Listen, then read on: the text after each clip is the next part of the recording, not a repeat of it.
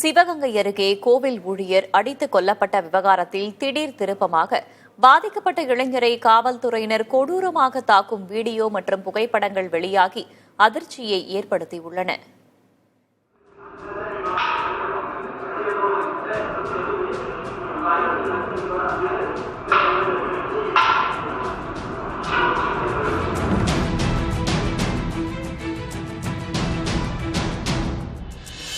நகை மாயமான புகாரில் விசாரணைக்காக அழைத்துச் செல்லப்பட்ட இளைஞர் அஜித்குமார் என்பவர் காவல்துறையினரால் கொடூரமாக தாக்கப்படும் காட்சிதான் இது.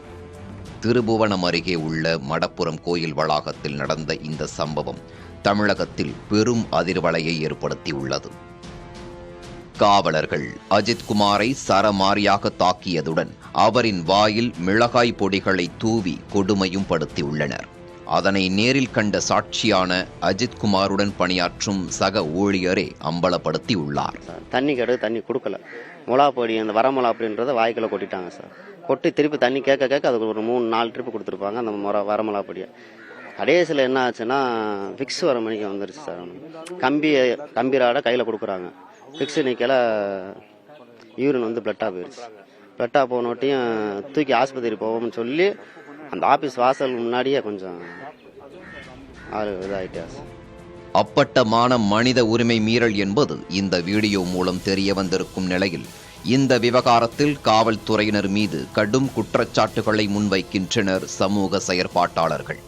உயர்நீதிமன்ற நீதிபதிகள் கண்காணிப்பில் இதை சிபிஐ விசாரணை பண்ணணுன்ற. ஏன்னா இது எல்லாம் நீதிமன்றம் மானிட்டர் பண்ணணும். எல்லா காவல் நிலைய கொலை வழக்குகளுமே ஜுடிஷியல் என்கொயரி தான் சரியா இருக்கும், போலீஸ் என்கொயரியும் சரியா இருக்காது.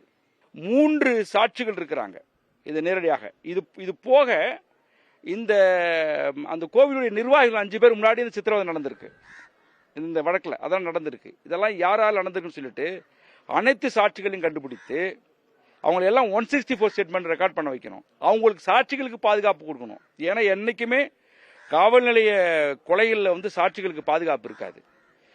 விட்னஸ் ப்ரொடெக்ஷன் தான் இந்த கேஸ் ஸ்ட்ரென்தன் பண்ணும். இப்போ இவங்களுக்கு அச்சுறுத்தல் வந்தால் பயந்துருவாங்க. ஸோ சாட்சிகளுக்கு பாதுகாப்பு கொடுக்கறதுக்கான வேலையை அதுவும் ரொம்ப முக்கியம் நான் சுட்டிக்காட்ட விரும்புகிறேன்.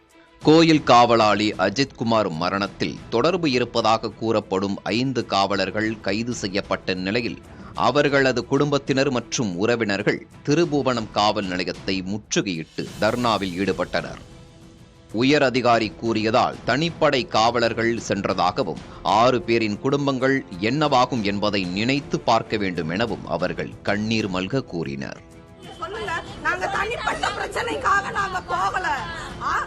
மேலதிகாரி சொன்னாங்கன்னா நாங்க போக தான் செய்வோம். அப்ப எங்களுக்கு நியாயம் கிடைக்கணும். 6 பேர் குடும்பம் என்ன ஆகுறது?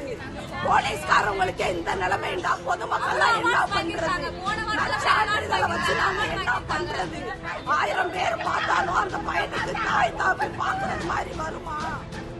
இப்படியான சூழலில் கோயில் காவலாளி அஜித்குமார் மரணம் தொடர்பான வழக்கு சிபிசிஐடி விசாரணைக்கு மாற்றப்பட்டுள்ளது. அதே நேரம் சிவகங்கை மாவட்ட காவல் கண்காணிப்பாளர் ஆஷிஷ் ராவத் காத்திருப்போர் பட்டியலுக்கு மாற்றப்பட்டுள்ள நிலையில் தனிப்படை காவலர்களுக்கு உதவியாக இருந்த மானாமதுரை டிஎஸ்பி சண்முக சுந்தரம் பணியிடை நீக்கம் செய்யப்பட்டுள்ளார்.